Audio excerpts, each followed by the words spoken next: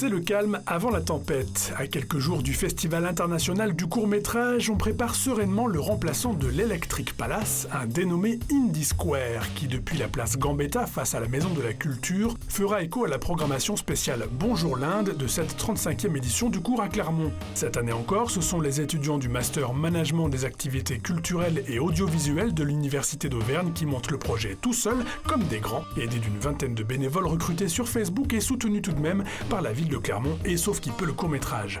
On s'est répartis parmi la promo en 4 groupes. Il y a un groupe qui est chargé des partenariats. Moi-même, je fais partie du groupe communication. Un autre est chargé de la technique et un autre de la production.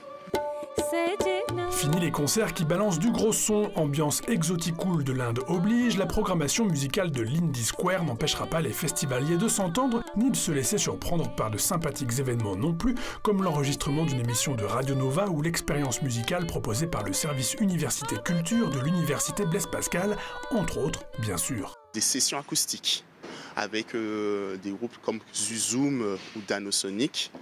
Et en fin de soirée, il y aura des DJ sets, mais des DJ sets soft, toujours des musiques plutôt lounge, electronica, posées. Parce qu'à l'Indie Square, on vient avant tout pour se restaurer et boire un verre dans une bonne ambiance musicale.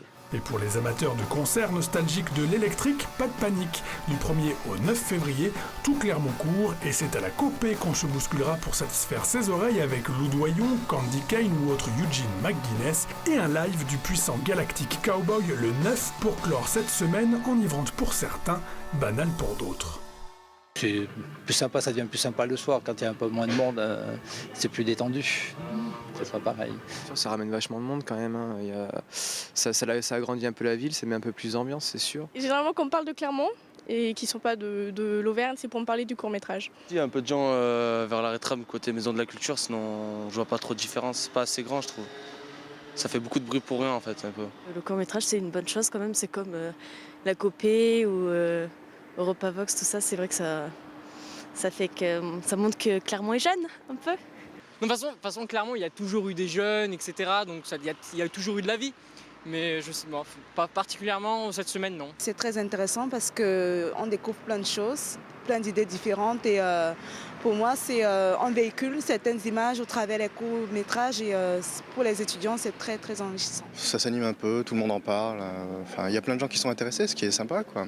Ça donne une notoriété nationale et surtout internationale à Clermont-Ferrand. C'est bon pour Clermont-Ferrand. Et surtout cette année, il va faire bien plus chaud, donc on n'aura pas froid par rapport à l'année passée. Vous vous sentez fière d'être clermontoise pendant cette semaine de court-métrage ? Ah bah oui, bien sûr, très fière même. Ouais, c'est une ville agréable à vivre, donc lorsqu'il y a un événement de cette ampleur à Clermont-Ferrand, c'est toujours sympathique.